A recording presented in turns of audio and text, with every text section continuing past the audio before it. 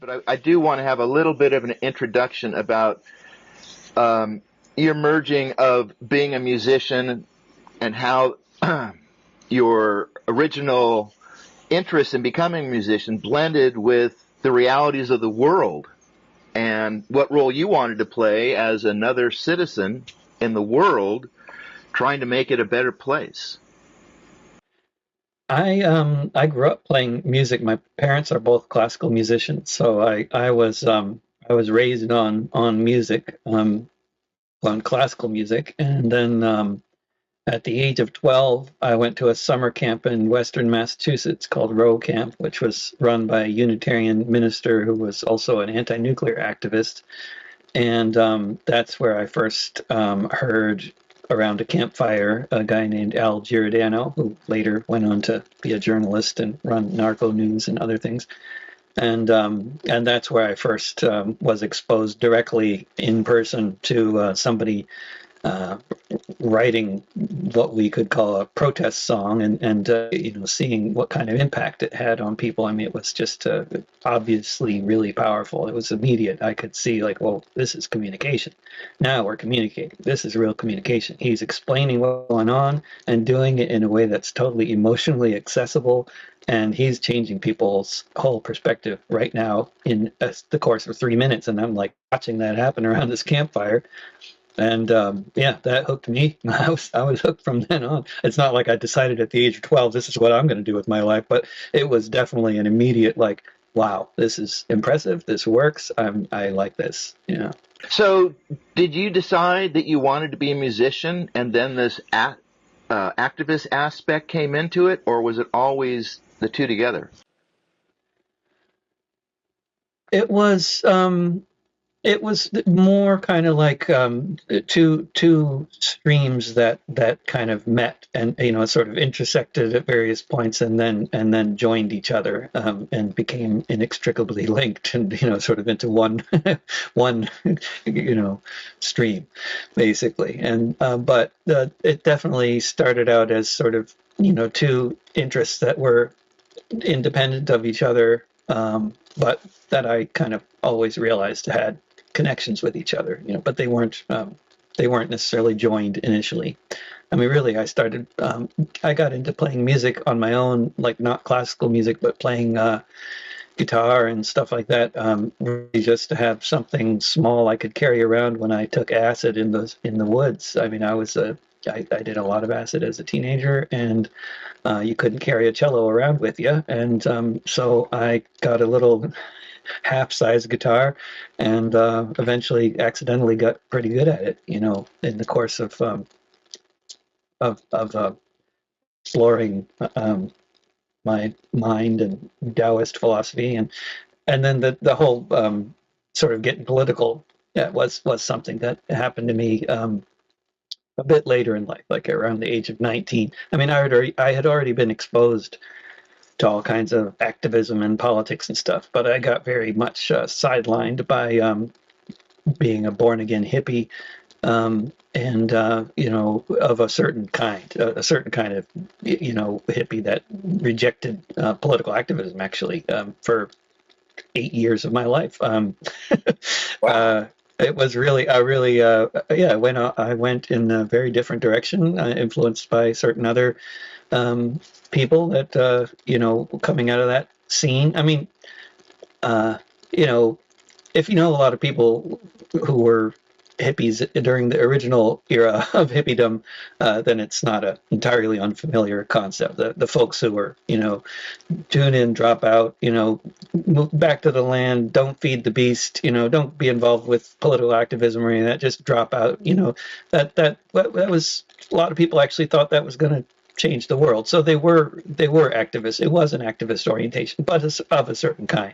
It didn't involve going to protests. I mean, for a certain kind of crowd, that was where I was at. I wasn't very good at being a tune in, turn on, drop out hippie, because I still did go to a few protests as a teenager. So, but I got much more into it by the age of 19 or so. I moved to the Bay Area, and and met serious radicals for the first time, really, as an adult anyway, that I could really talk to and get a picture of what this was all about. And I was certainly attracted to the whole idea in the first place, which is probably what led me to go to the Bay Area in the first place. Really, although if you're into, LSD and psychedelic music, then the Bay Area is also the obvious place to go. But so I probably went there more for that, more because the Grateful Dead lived there than for any other reason. But once I got there, I met all sorts of radicals, from the 60s, you could say. Hello. This is Ash. He's going to be with us in this interview, I think. Oh yeah. He knows where the camera is. He knows where the attention is. Where is Papa's attention? His eyes are going that way. I'll stand there. Yeah. So, I've followed you and your music for decades. I first heard about you when your music was used frequently during the breaks of Democracy Now! I think that's how a lot of us here in California experienced you, because we have Pacifica in Los Angeles and the Bay Area. And your music struck me as being of the Phil Ochs school, in being unrelenting in expressing the strength of your convictions and your outrage at the horrors that are going on, that are being waged by a certain class of people in society and the world. And yet, along with people that I've run into who are totally movement people, but also fully professional musicians like Jim Page, Casey Neal, and Dana Lyons, that you're kind of a new generation. You're not just interested in folk music and the folk music tradition. I mean, one of your songs that we're going to hear seems to have some Afro beat in it. And I know that, I think one of these guys said to me once, yeah, we listen to Led Zeppelin and Rush and Pink Floyd. And so, yeah, we're playing an acoustic guitar, but some of the rock and roll and even punk rock comes into our acoustic music. So can you talk a little bit about, what you're trying to accomplish musically, instrumentally, and in terms of your songcraft regarding musical traditions? Yeah, I mean, it's a big juicy subject there, and I am a huge fan of and friend of Jim and Dana and Casey, to take three spectacular examples of great songwriters. And I would have to say, not to speak for them, but I can speak for them in saying that they all reject genre, just as I do. And I'd say that all of us are very influenced by all sorts of different musical traditions. I mean, Jim has been tremendously influenced by all sorts of rock and roll, and you could, anytime somebody plays Dana, tremendously influenced by mariachi music, the country music. Casey certainly has a massive punk rock influence. All of them, are basically guys playing acoustic guitars, and so, we tend to characterize guys with acoustic guitars as playing some kind of folk music, but that's just our culture, how it does that. And it's the music industry too, and the way it kind of created genres for things, and it decided in the early 60s that if it's a white guy with an acoustic guitar, then they're folk music, but I think there's at the same time as all of us reject genre and are tremendously influenced by all sorts of other music, in my case certainly including Afrobeat,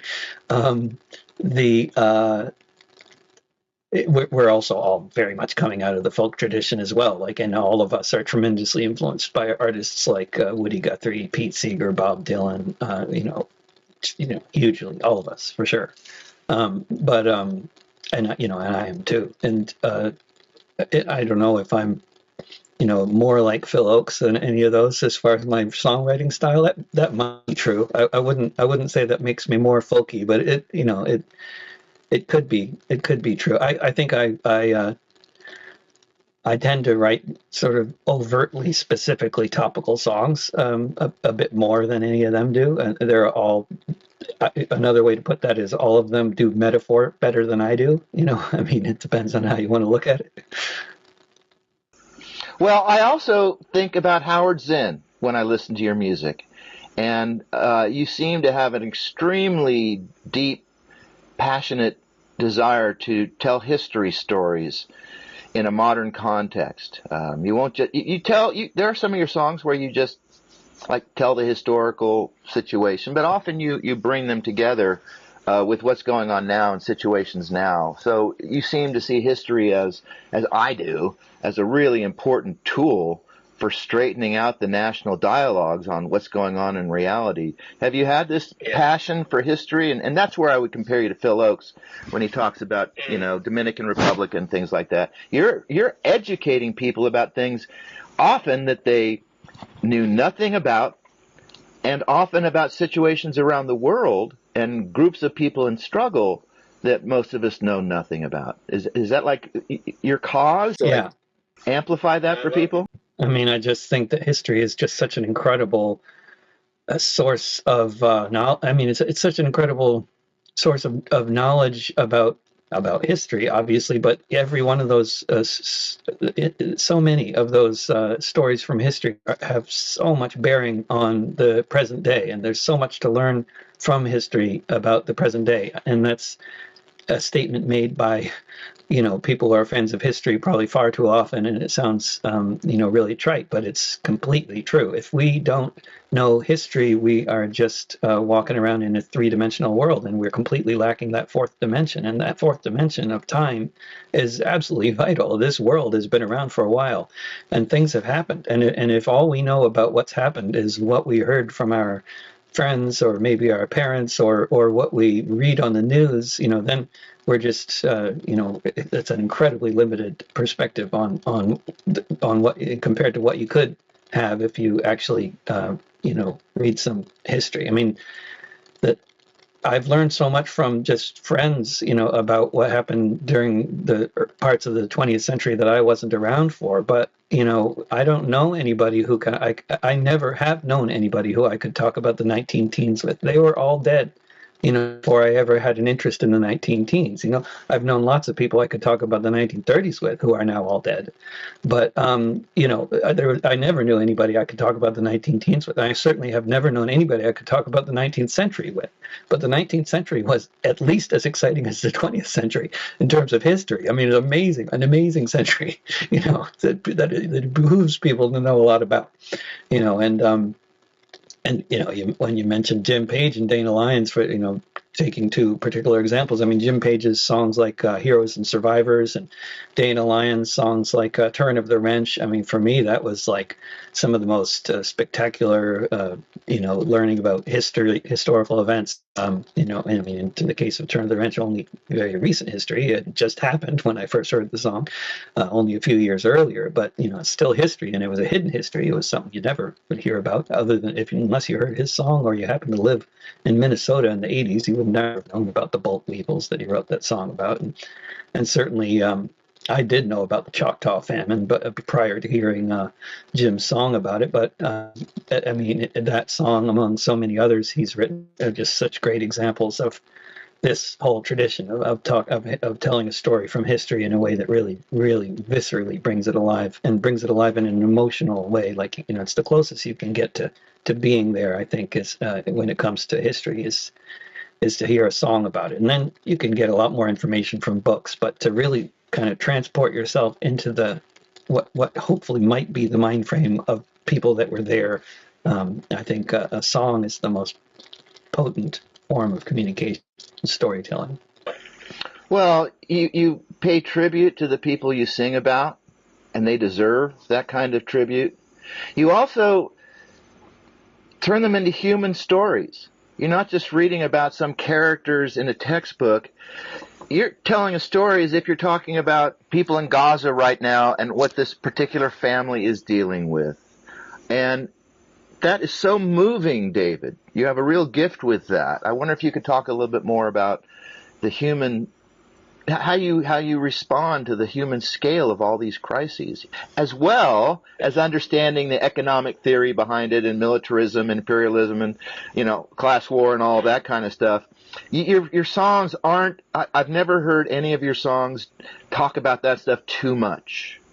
Right. I think it's best to avoid, best to avoid actually sharing your actual opinions or feelings or thoughts on any of those, on anything actually in a song. And that's the great power of all the great storytellers. And you just look at any of the best songs written by any of these people we've been talking about, including my songs, and what they all have in common, that what's so moving about a song like Heroes and Survivors, or a song like Phil Oakes's The Thresher, or any number of others, is that they're just telling a story. And they're not actually you definitely get the impression of this person has some feelings about this story, what gives the audience the power, the ability to really hear the story and really process it and make sense of it and feel, what it feels like, and really, for the words to go straight to the emotional centers of the brains of the audience, and work its magic. The way that happens is the storyteller does not tell us what they think or what they feel. They just tell the story. And then you can infer all sorts of stuff from the story. Of course, so much you can infer from the story, especially if you have some kind of idea of you read more on the historical context that the song is written about. Then there's a whole lot more you can learn about it and infer from it and all that. But basically, the story is just the story. It tells a story, and that's all it does. And so it may be that by the end of the song, all that people know is this thing happened, but what they get from the song is the feeling about why this matters. And the reason they get that is because the story is being told in a song, and the songwriter is not telling them what to think or what to feel. Because if you tell them what you think or what you feel, that translates for an audience as you're telling them what to think or what to feel. And that's why people have a negative association with political songwriting for the most part, because most political songwriters, especially when they're starting out, make the terrible mistake of telling us what they think or what they feel. And by doing that, they kill the song and they make it useless and ineffective. So, so much kind of, I don't know, there's so many different genres where this can happen, but you can think of any, whether it's a punk rock or the more in the folk scene, but anybody who it comes across as preachy. People use the term preachy, and they mean that in a very negative way. And this is just basically, it feels preachy if people are telling you what they think or what they feel, because they're telling you what to think and what to feel, and they're not letting you think or feel for yourself, which is what happens when you just tell the story. And I assume that all the other songwriters who are really good at this already have come to this conclusion and realized that's what's working, is that they're just telling the story. I don't know, because I haven't heard, it's not like there's a textbook that I know of where they say, like, if you want to be a good songwriter, don't tell us what to think or what to feel, but just tell the story. But you can see that people like Jim Page, has realized, he realized that a long time ago. I learned it from him. I mean, not that he ever said that, but I learned it from his songwriting. Sure. Well, you mean rather instead of don't tell, show, or something like that? Yeah, just tell the story. Like, I mean, you could just take any of my songs that is about a historical event and look at the lyrics and try to find any adjectives. I mean, you'll find very few of them. I'm just describing what happened. Of course, what happened is it's if you actually tell people what they should think of this, Well, I mean, then you run the risk of doing what Woody Guthrie did in a lot of his songs, which is like write this concluding last verse. And many of his songs are best without the concluding last verse, I would say, actually, as much as I love his songwriting, because it's that last verse that gets preachy, where you're telling people, okay, and now you should join the union. Like, okay, everybody hearing about this massacre of union miners, they already want to join the union. At the end of that, they already understand the value of the union and why they were making war against you don't need to tell them, and now you should go join the union. That's taking it a little too far. And there's a lot of songwriters, I think, who do better job than that, because they figured that out. And Jim Page is certainly one of them. You just don't need to wrap things up with this neat little conclusion. Just tell the story.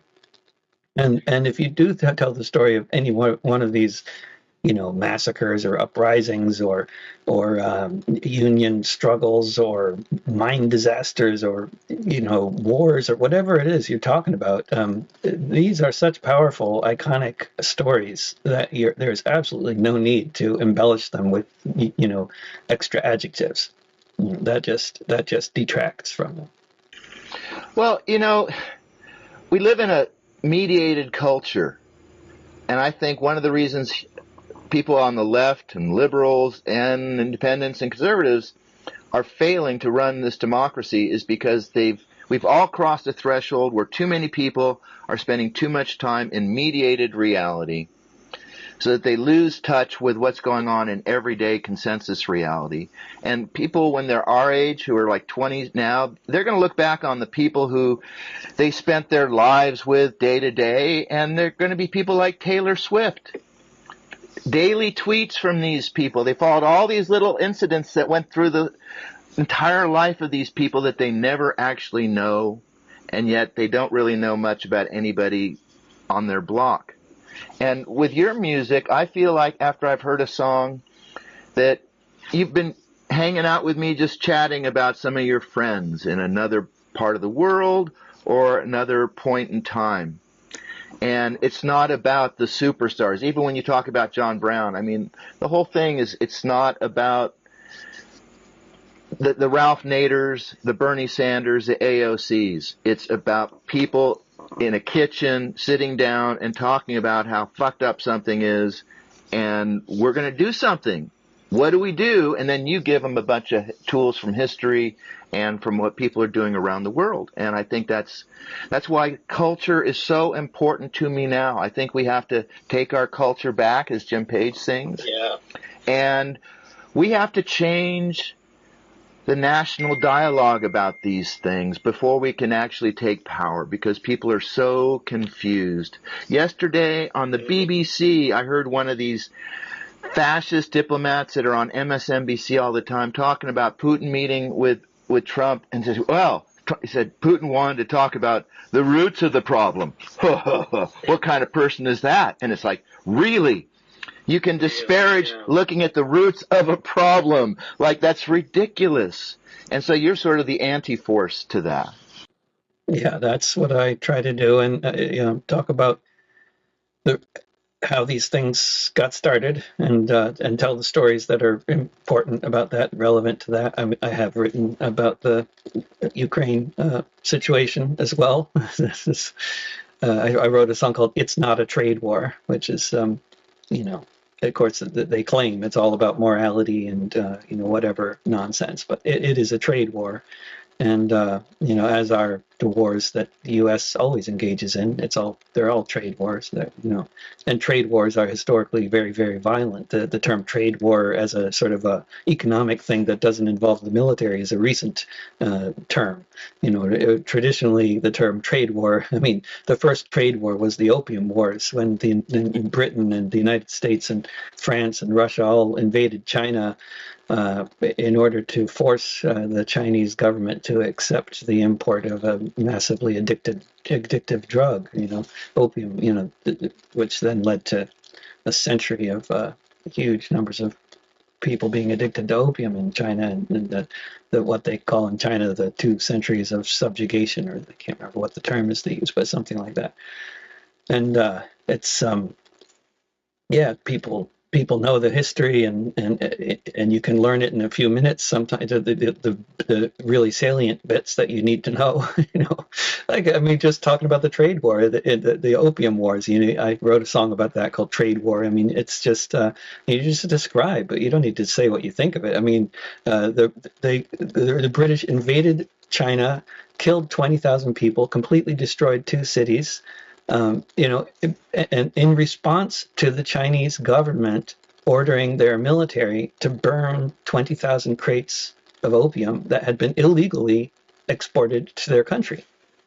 And, you just tell that story, and also just number 20,000 crates of opium. I mean, you get some kind of an idea of just what kind of project the British imperialists were engaged in here, turning Indian agriculture into poppy cultivation and then sending those poppies to get China addicted to opium. I mean, what an evil empire. Talk about evil empires. And the British, my goodness.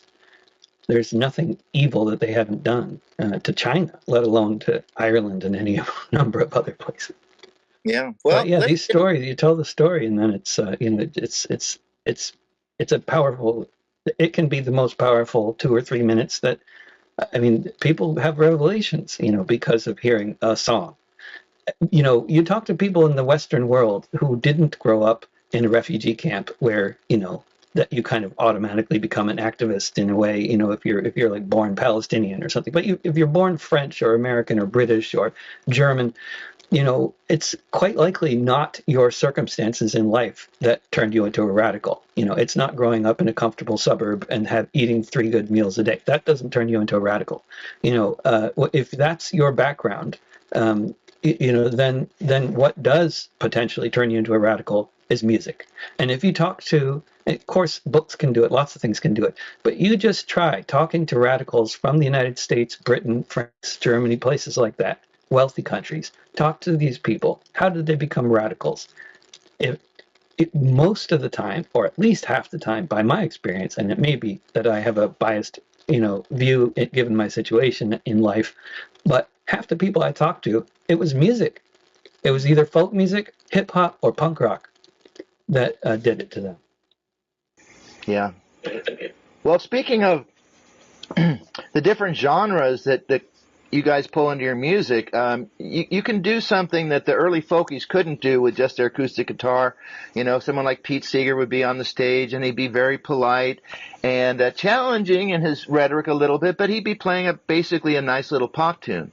Well, what you guys can do, and maybe this is the Led Zeppelin influence, but you can create musical soundscapes that evoke sensations, feelings, disorientation, that embellish what you put into your lyrics, like in this first song, As the Bombs Rain Down.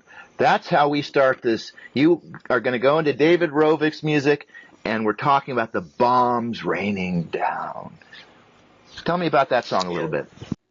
As the Bombs Rain Down was the first of the songs that I wrote about the ongoing Israeli genocide of the people of Gaza that began basically the day after October 7th, 2023. And I have now written 64 songs on that subject. And As the Bombs Rain Down since October 23, I've written 64 songs about Gaza. And the first one I wrote was As the Bombs Rain Down. And that particular recording of it that the video comes from was actually the second sort of studio recording of the song that I made, which was in February last year. I spent much of the month in France with a bunch of wonderful musicians from all over Scotland, France, the US, Australia, and making an album, and that was one of the tracks from the album, which is very much just about reality in Gaza at the time, and which has not changed since then, other than getting worse.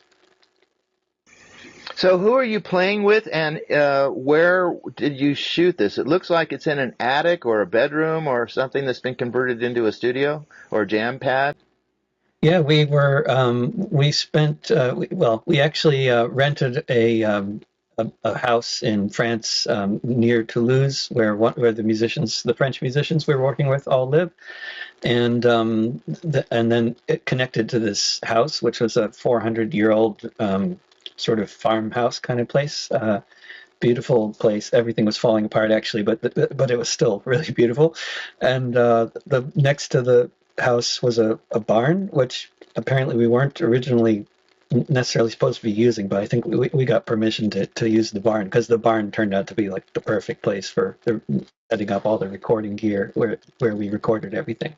So we had there were some folks filming while we were recording, so that's because the Greg Weiss, the sort of producer of the project, had intentions to make videos, in the first place. So while we were recording, he was encouraging people to, who were not involved with the recording, to keep making videos of everything. You really don't edit in camera so much. And is that you Turkey or IU Turkey? Yeah, U Turkey is their name. Yeah. It's a funny spelling. I don't remember the history of how they ended up with this weird band name, but yeah, U Turkey is the name of the band. Okay, so that'll be a cut, and that's where we'll go into the video. Come on, Ash. Sit down someplace.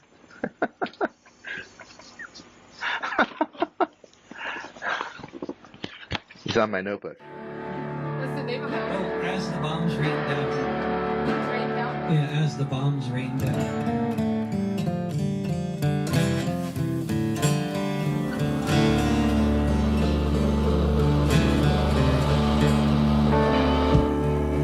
Hear the drones above your head. What were the last words that she said before she joined the thousands dead as the bombs rain down? See the fire in the sky, hear all of the children cry. The tower falls from way up high as the bombs rain down. See the dust rise everywhere, once it was a building there, then it crashed down from the air as the bombs rain down. Twisted bodies all around, the never-ending buzzing sound, the earthquake shaking all the ground as the bombs rain down.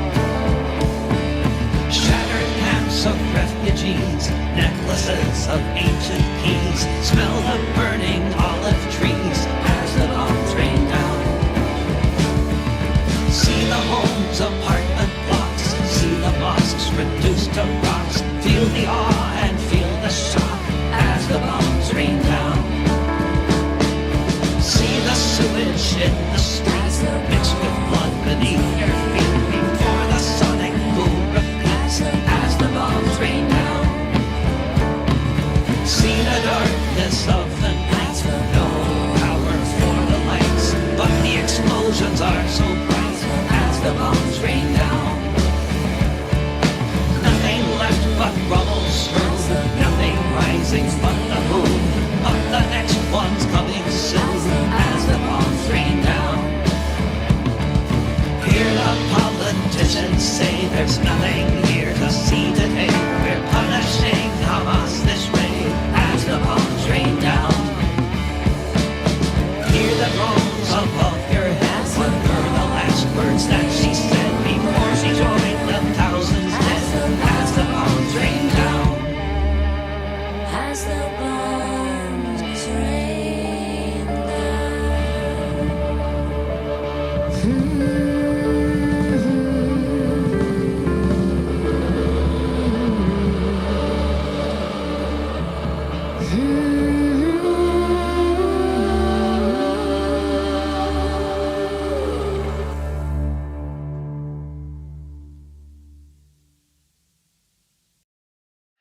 So you wrote a song about 1492, but it's a pretty unusual take. It's not really about Christopher Columbus discovering America. What's that all about? I mean, the first time I heard this story, and I can't remember when, but like, I mean, I had already been a serious history buff, for probably decades before I ever heard about this event, which is shocking because of the scale of it and because of how it turns on its head so much of the propaganda that you'll hear coming out of the so-called Christian, so-called Western world about the so-called Muslim world.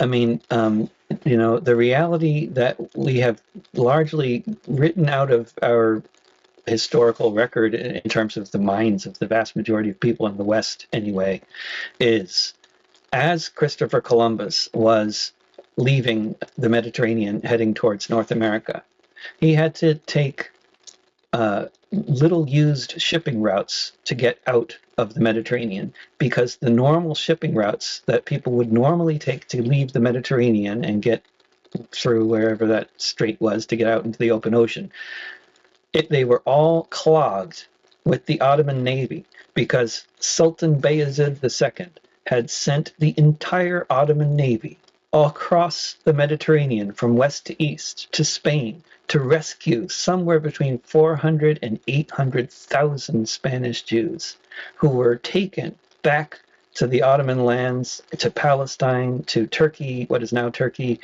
to other parts of the Ottoman Empire. And in an edict the Sultan gave to all of his subjects, he said, "You should welcome these people as your own. Welcome them home." There were laws in the Ottoman Empire about who could serve in the military. You had to be Muslim to serve in the military, but it was an empire. It was a place where there was a lot of acceptance of people of different religions, ethnic backgrounds, languages, which is quite evident today, even, all over the Middle East. This is why you still have so many different ethnicities and languages and all that all over the Middle East, unlike in Europe, where there were, during the 1,000 years during which there were crusades and inquisitions and pogroms and huge numbers of people killed for being of the wrong religion. By contrast, in the Ottoman Empire, they were telling everybody to live together, rescuing hundreds of thousands of Europeans from death. And, and it wasn't just that episode either.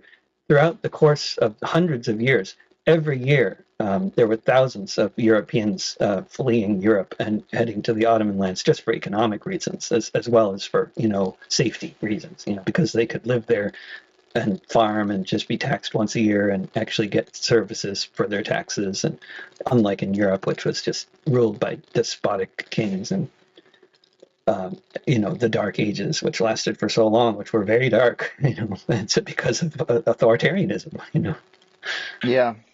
Yeah, if I have my ancient history right, too, that the ancient Israelis, the ancient Jews, when the Holy Land was taken over by the Assyrians and Babylonians, that they did not put the iron fist down on them. They were actually very inclusive about them being able to continue living their lives and practicing, their cultural and religious practices. So they actually, we always think about the pogroms, which of course are important lessons and were terrible and are terrible as they continue. But there's also traditions of different cultures working together. We're not all divided by our ethnicity and religions and skin colors. That's not the history of humanity. That's just a part of it. It's just a part of it. It does dominate much of the past 1,000 years of European history. Mass executions, mass expulsions.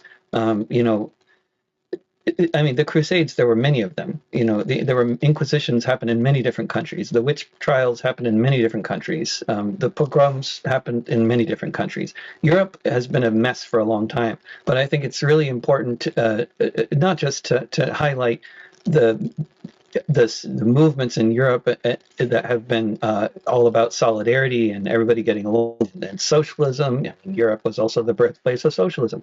But, I think it's also really important to point out that there's the rest of the world. And while there's been a lot of conflict, based around religion and ethnicity and stuff like that, that hasn't characterized life for humans around the world all the time by any means. And one really important thing people look at the Ottoman Empire, and if they know anything about the empire, they know about the Armenian genocide at the end as it was falling apart, and that was absolutely horrendous episode and genocide. The Ottoman rulers made the Kurds kill the Armenians. Horrible stuff. They killed 1.5 million Armenians. They engineered the whole idea of shoving thousands of people into a cave and then gassing them until they die. I mean, that's where Hitler got the idea from for the gas chambers. But that does not characterize Ottoman history prior to World War I. I mean, prior to them being attacked by all these Western countries and ultimately defeated, prior to that, and it was only because of that they got into this whole thing of the enemy within and the Christians kill the Christians and all that. Before that, they weren't killing Christians. Christians were safe in the Ottoman Empire for over 1,000 years, and so were Jews. And they lived prosperous lives, neighbors with their Muslim neighbors. And they were not, the life in the Ottoman Empire was not at all characterized by conflict, just the opposite. It was characterized by people getting along. In fact, the whole Mediterranean region, for people from other parts of the world, for a very long time, there was no concept of Europe. First of all, it wasn't even a concept until very recently. It was just like there was the Mediterranean, where all the intelligent people who knew about math and writing and lived these prosperous lives and all got along. And then there was the places where things were more of a mess. I mean, as far as like the way what we call now Europeans, the way they would have looked at the world like 500 years ago. The Ottoman lands, the Mediterranean lands, that's where people lived well, and that's where civilization was. As far as and there was a lot of actual reason to say that, because they were living more civilized lives in the Ottoman Empire compared to places like Spain, France, Germany, England, where they were engaging in these horrible crusades for hundreds and hundreds of years. We're going to do 1 foot off to the side, 1 foot up like this. We're going to do thumbs inside the fist and on out. Straight back. You're going to bow, but you're going to keep your head facing.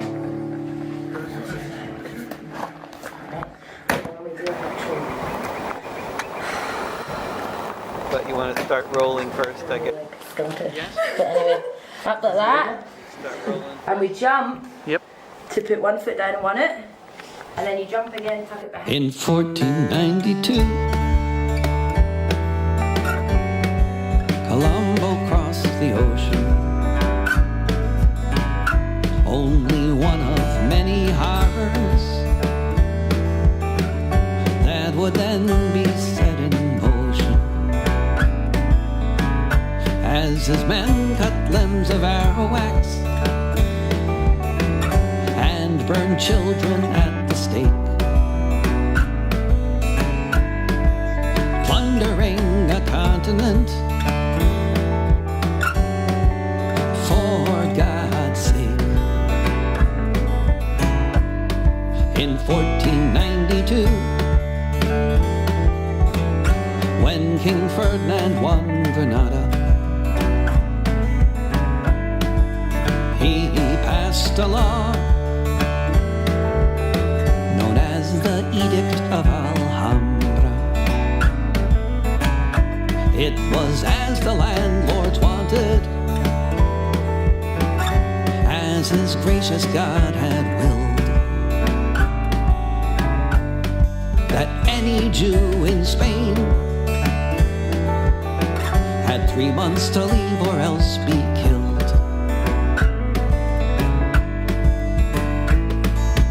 800,000 Europeans became refugees and headed east across the Mediterranean Sea.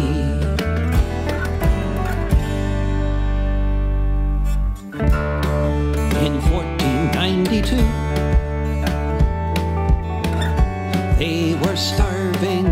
bereft. The king said they'd be safe up until the time they left. But Christian Europeans cut them open with their swords, searched their stomachs for gold,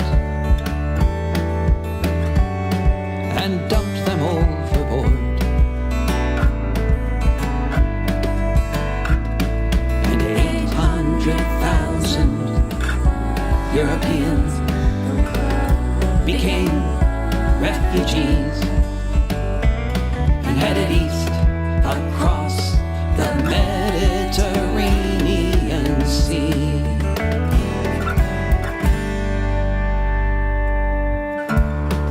In 1492, the Sultan sent his fleet to go rescue Sephardim after the Andalus defeat. Hundreds of thousands of people who knew their deaths were near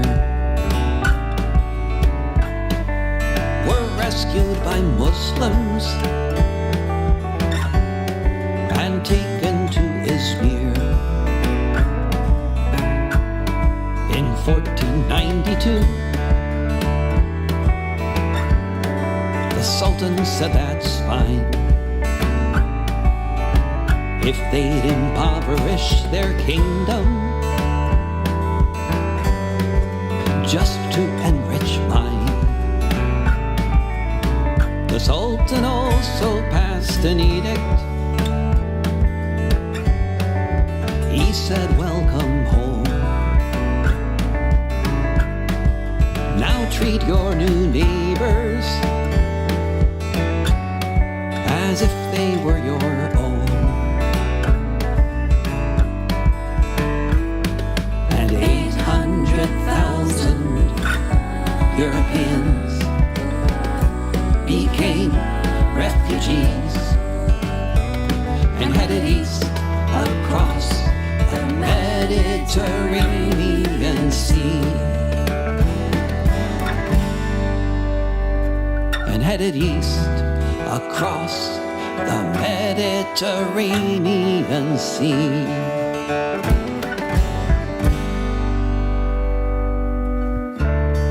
In 1492, Hey Mac, did you see him as he came down Big Orgy? How wow, the llama low and under the tea. Man is coming on the hill to this town and the great John McLean's coming home to the crowd. And you say, great John McLean's coming home to the crowd. You do it. Great John McLean's coming home to the crowd. He's coming home to the Clyde. He's coming home. Coming, what the fuck? He's coming Into the Clyde. Into the Clyde. John McLean's coming. Who's John McLean? I mean, that was, I think that could have been just the way it was mixed for the video. Was there some dancing at the end or something? Because the video, Greg's idea was to just mix in just random stuff that happened, but on the farm there. So that's not related to the song. But John McLean, and that's Lorna singing about John McLean. Lorna McKinnon was the much of the voices you'll hear on the different songs is Lorna, and she's a choir director in Glasgow as well as a leader of the Socialist Workers' Party. And she and John McLean was a socialist anti-war leader in the during World War I in Glasgow, and the Red Clydeside Rebellion of 1917, where the working class of Glasgow basically rose up and took over the city for a while. That was John McLean was one of the leaders. Okay, and what's the whole thing with you? Cutting wood. So, well, we ended up at this house. First of all, I love cutting wood, and I love wood stoves, and I grew up with one in the countryside of Connecticut. And but we were not intending on cutting wood at the house. We thought it was winter, and I don't get cold much, but other people do. So we had the heat on, but that lasted for about like 3 days before the whole oil burner in the house died, and there was no heat for the rest of our time there. And so we got very familiar with the wood stove that was in the house, and found a lot of wood to chop, and also discovered that the bass player Paul is an amazing wood chopper. He clearly has grown up with wood stoves, and I would be hacking at those logs for 10 minutes or so, and he'd just take one swing and it would be like cutting butter. It's amazing. Wow. I still had fun though, trying to chop myself. We're going on to a song that I presume is a take on MAGA called Make the Planet Earth Great Again. What's the story of that one? Yeah, so I wrote that during Trump's first presidential campaign, which of course ended up being successful, or I guess that was his first in 2015? Yeah. He got elected in 2016, and he was saying, make America great again back then too. And of course, his idea of making America great is it's a very strange one that has nothing to do with most people I know in terms of what they think would make the country great. But I thought, to make the planet Earth great again would be a nice twist on that. That's the place I'd like to make great. But also, not the way he wants to do it, though. It's a nice anthem. And also, here you start to take on the billionaires. What do you think we need to do to make the planet Earth great again? So, I mean, a lot of things, and I've been criticized for that song for not being that imaginative about things that we might do to make the planet Earth great again. It's pretty low-hanging fruit that I mentioned in the song, like taking the billions away from the billionaires. But that would certainly be,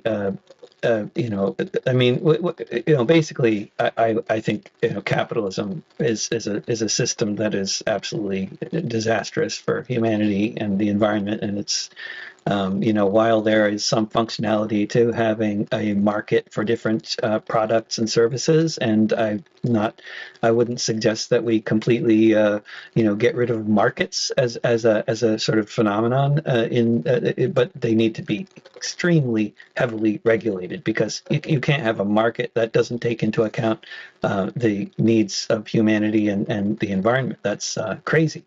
So rule by the dollar has obviously been an abject total failure, and of course capitalism under billionaire rule is even that much worse. I mean, capitalism, even the textbook version of capitalism is massively problematic. But the version that we've ended up with a handful of billionaires controlling the vast majority of the world's wealth, and outright owning about half of it, and controlling the vast majority of it, and controlling so many countries. I mean, it's this. Democracy could be a nice thing, but capitalism doesn't really work with democracy very well, and certainly oligarchy doesn't work well either with democracy. So, I would say low-hanging fruit again, but certainly overthrowing capitalism and instituting an economic and political system, or systems that are oriented towards taking care of the planet and the people on it. That would be a massive step in the right direction, because it's certainly not what we got now in the United States or most other countries. We have a system that it's designed to make the rich richer and screw everybody else, while throwing them enough crumbs that they don't revolt. Yeah, exactly.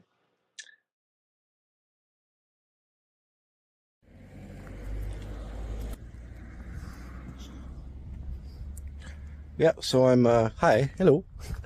I'm heading down to meet David right now. It's the first time we're meeting in person since we played together in Prescott, Arizona at a place called The Cunning Linguist, a kind of sort of revolutionary bookstore. I think it was in 2001 maybe that I was there. 1, 2, 3.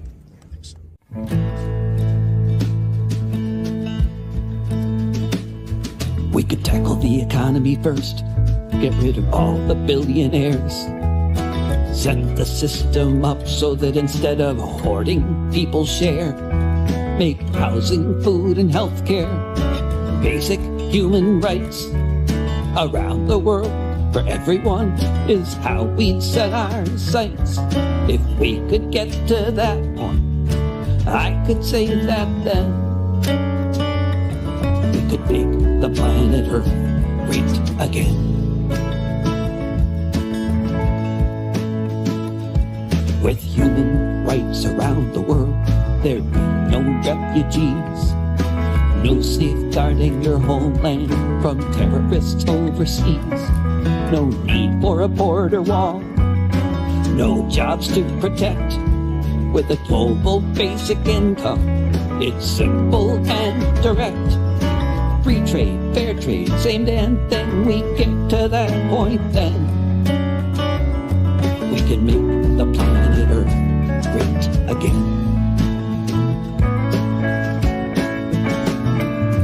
We could take on other issues, like the survival of our race, by which I mean the bipeds on this floating rock in space, the most invasive species anywhere around, the one that keeps on burning everything that can be found, the one that will get it together in the nick of time and then make the planet Earth great again. We can stop spending money on antiquated technology, such as tanks and missiles and most other things military.